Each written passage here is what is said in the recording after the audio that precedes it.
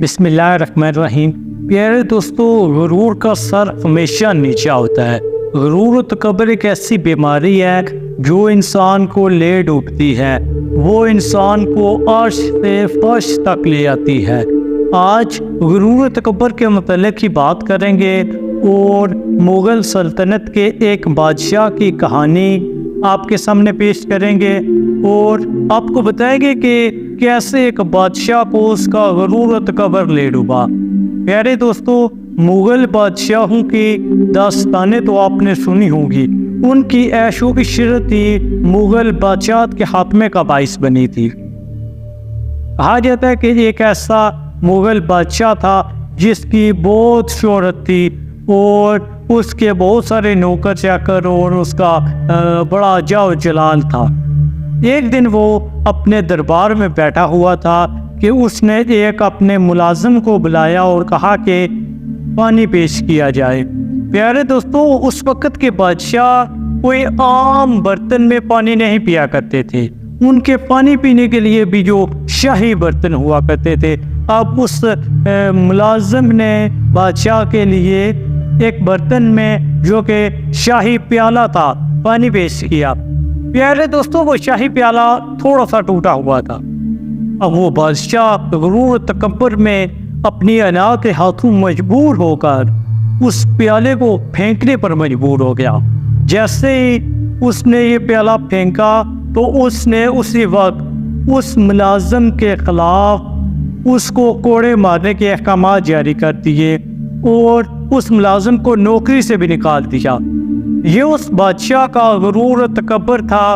وہ اپنی انا کے ہاتھوں مجبور تھا کہ اس نے تھوڑے سے ٹوٹے ہوئے پیالے میں جو کہ شاہی پیالہ تھا اس میں بھی پانی پینا گوارا نہ سمجھا اور اسے اپنی بے عزتی سمجھا۔ پیارے دوستوں، وقت گزرتا گیا اور ایک دن ایسا آیا جب اس مغل بادشاہ کا تختہ الٹ دیا گیا۔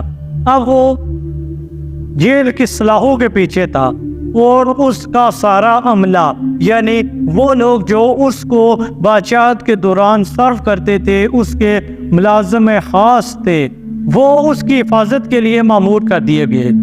تو ایک دن جب اس بادشاہ کو پانی پیش کیا گیا تو اس کو پانی پیش کرنے والا وہی ملازم بھی تھا اور پیالہ بھی وہی تھا جس کو بادشاہ نے توڑ دیا تھا، اور ذرا سا پیالہ ٹوٹا ہونے کی وجہ سے بادشاہ نے نہ ہی پانی پیا تھا اور ساتھ ہی ساتھ اس نے اپنے اس ملازم کو سزا بھی دی تھی۔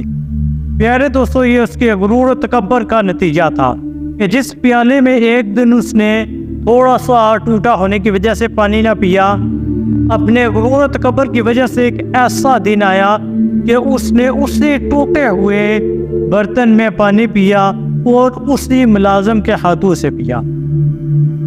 پیارے دوستو، یہ کہانی آپ کے ساتھ شیئر کرنے کا مقصد کچھ یہ ہے کہ ہمارے پاس بھی جب کوئی بڑا عہدہ ہوتا ہے، ہمارے پاس کچھ بھی ہو، ہمارے پاس پیسہ ہو، دولت ہو، شہرت ہو، کوئی بھی مقام و مرتبہ ہو، تو ہمیں یہ یاد رکھنا چاہیے کہ یہ ہمارا اپنا نہیں ہے، ہماری تو سانسیں بھی اپنی نہیں ہیں، پھر بھی ہم اتنا غرور و تکبر میں آگے بڑھ جاتے ہیں، اپنی انا کے ہاتھوں مجبور ہو جاتے ہیں۔ انسان ہے ہی کیا؟ آج مٹی کے اوپر ہے اور کل اسی مٹی کے نیچے ہوگا، اسی مٹی سے بنا ہے اور اسی مٹی میں پناہ ہو جائے گا۔